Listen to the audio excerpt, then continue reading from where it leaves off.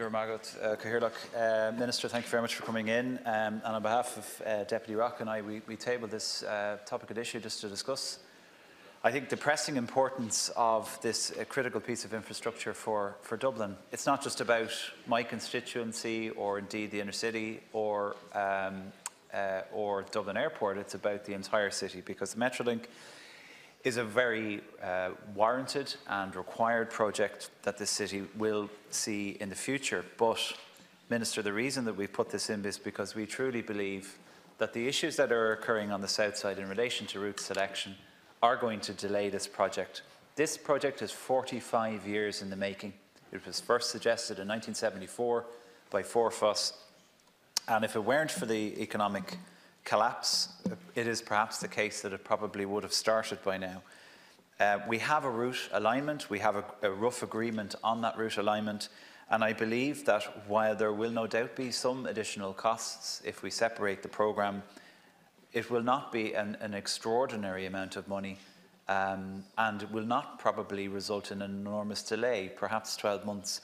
But you have to remember the construction of this project is scheduled to take 5 years. So we really do need to get moving on this project as quickly as possible, and that's why both Deputy Rock and I believe that the project should be separated at St Stephen's Green, and that the components which have already been agreed, broadly speaking, can be delivered upon in the coming years. That will require the NTA to expedite their application for a railway order and to actually get this project up and running. It's very clear, Minister, given the extraordinary growth at Dublin Airport at 31 million passengers last year, and indeed the coming second runway and the project of 50 million passengers over the next 2 decades, that Dublin Airport will require additional transport infrastructure to take the cars off the M50, to put passengers onto trains and buses so that they can go to the city centre and then hop on the metro to get there in just 19 minutes. So, Minister, I would implore you to have a word with the NTA and accelerate this project. Thank you. Thank you, Ceann Comhairle. The genesis, as my colleague Deputy Farrell says, of this project is in Forfas, 1974. The most recent iteration, and the one that lives in memory such as my own, is that of Metro North. 2007 it was announced. We're now 12 full years later, and no closer are we to getting a shovel in the ground now as we were then, Minister. And that's my concern, and the concern of the north side of the city. And indeed it should be the concern of the entire city, because unless we get the shovels in the ground for the Metro project, this promise will remain unfulfilled. And as it stands right now, north side communities in particular are still underserved by public transport. You look at Ballymun, you look at Santry, you look at Swords in Deputy Farrell's constituency, you look at the airport, over 30 million passengers going through the airport, 10 million tourists coming into our country, all great figures, all great numbers coming out of your ministry, Minister, and all a credit to you indeed. But the real credit to you would be to see a legacy project like this get a shovel in the ground immediately. And what we can see right now in this House, everybody can see it, it's as plain as day, is that the timelines are slipping due to a south side squabble. The north side disagreements on the route have been resolved, the north side route has been agreed, but yet, if this slips further, does the Minister simply intend to watch the NTA push these timelines indefinitely into the future? That's the question I'm asking, Minister. Accordingly, what I would like is a commitment from the Minister to at least discuss with the NTA the idea of separating this project into a Phase 1 and a Phase 2. Phase 1 being the north side to the city centre, the Swords to city centre, effectively the original Metro North. Phase 2 being the city centre, maybe to Sandyford, maybe to elsewhere. But to at least explore that possibility now, while we have time, while we have the capital infrastructure project, while Ireland 2040 is still proceeding, and to get those shovels into the ground and to get this project moving forward. Thank you, Minister. Thank you very much indeed, Ceann Comhairle. I'd like to thank the deputies for the opportunity to address this matter in the House today. Of course, I appreciate that their concerns for their own areas, and they wish to see delivery of what will be a superb piece of infrastructure, not just for their constituencies, but for the entire city, and indeed the entire country. Ironically, During last year's consultation on the emerging preferred route for Metrolink, it was north side issues which initially dominated the headlines, and I don't recall the south side deputies at the time calling for the north side to be bypassed. But in seriousness, I welcome the opportunity to update the House on the development of the Metrolink project. As we're all aware, the NDP, which was launched last year by Government as part of Project Island 2040, included the proposed development of Metrolink, linking Sandyford and South Dublin with Swords in North Dublin. There's a long history to a proposed north-south metro service in the Dublin area, with references to be found in the former Dublin Transportation Office's A Platform for Change document in 2000, and indeed even before that. And of course, we all know that a project known as Metro North did in fact receive planning permission just as the economic and financial crisis hit. The current statutory transport strategy for the Greater Dublin area, which was published in 2016, stated its objective to provide a new Metro North reaching from the city centre via the airport and out to Swords. It also stated its objective to provide for a Metro South, which would extend southward, the new Metro North, and very importantly, provide a long-term sustainable solution to the capacity issues that are inherent with the capability of a Lewis-type service to operate along the Green Line into the medium and long term. In developing proposals for the National Planning Framework and the National Development Plan, the NTA and TII combined those metro projects into Metrolink, and both the MPF and the NDP indicate government's policy support for the development of this type of solution to both medium and long-term public transport issues.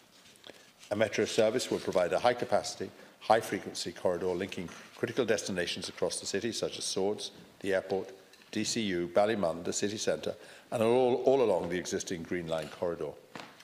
It will offer high-quality interchange with the commuter rail network and with our improved bus network, which will be delivered under Bus Connects in the years ahead. And it's because of all those fantastic advantages that I can understand the deputies wish to see Metrolink progressed in their own areas first and foremost. I have no doubt that they've made these very points as part of the public consultation process, which took place last year on the emerging preferred route. Since then, the NTA and TII have considered the thousands of submissions received with a view to developing what will be known as the preferred route. And I'm happy to inform the House that a further round of public consultation will take place shortly on this preferred route. The preferred route will reflect the NTA and TII's consideration of the issues raised during the extensive consultations held so far and allow members of the public have their view again on the proposal. I think the deputies can understand that it would be wholly inappropriate for me to comment on particular route alignments while work is underway by the relevant statutory agencies. But I'd encourage them to engage with the public consultation process when it opens again shortly. We are at an exciting time in shaping public transport for the years and decades to come, as we deliver upon the ambition of the MPF and the NDP. I'd like to think all of us in this House can agree that we need to continually improve our public transport system and support government's efforts in that regard, as I outlined under the MPF and NDP.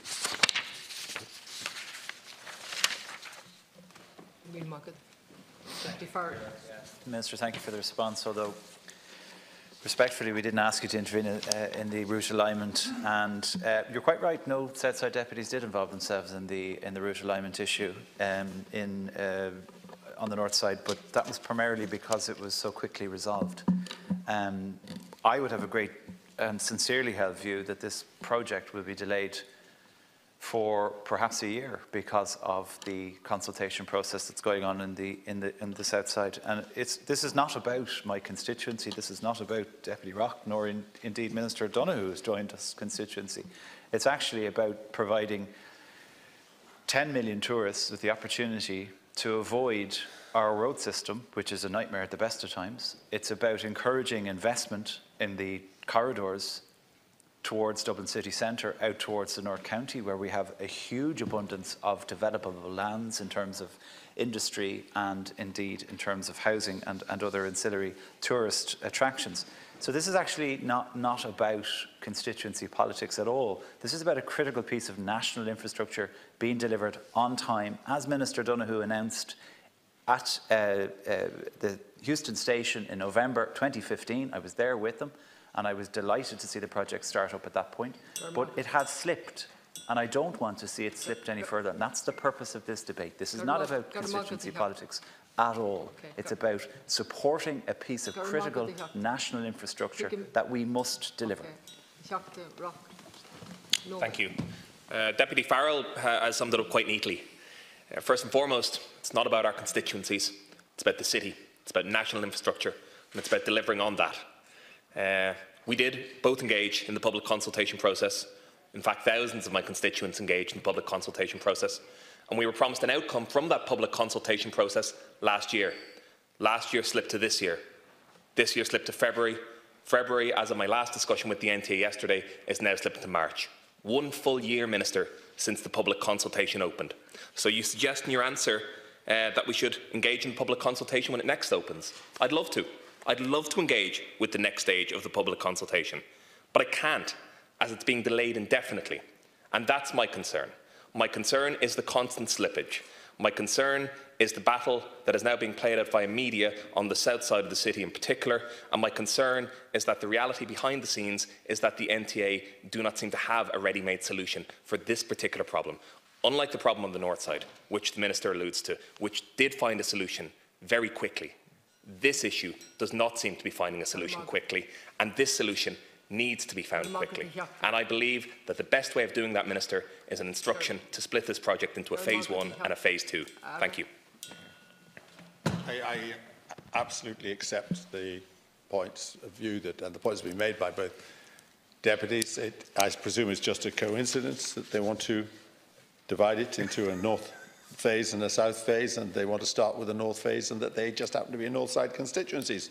These things happen from time to time, and coincidences are not unusual in politics. But I accept their point. But I would say, as a south sider, I suppose that there are special problems in the south side as well. Both deputies alluded to the airport as being very crowded and providing a huge demand for passengers coming into and out of the city and into Stephen's Green. But you know, on the south side, there is, I'm sure you'll be aware, there's also chronic overcrowding from time to time in public transport due to the bulge in population there. And both sides of the city, I suppose, have equal cause and equal right to a voice and to put their case for getting the Metrolink quicker than the other. The reason why it was called Metrolink, I think, was particularly to make sure that there wasn't this north-south divide, and that this magnificent piece of infrastructure went ahead in tandem and in accordance with the wishes of the NTA. I will not be interfering with the route. I will not be interfering in the day-to-day activities of the NTA, but I will relay the views of both deputies and their bias for the north side and their preference for it to start off there to the NTA, and leave it up to them to make a decision. That's all. Thank you.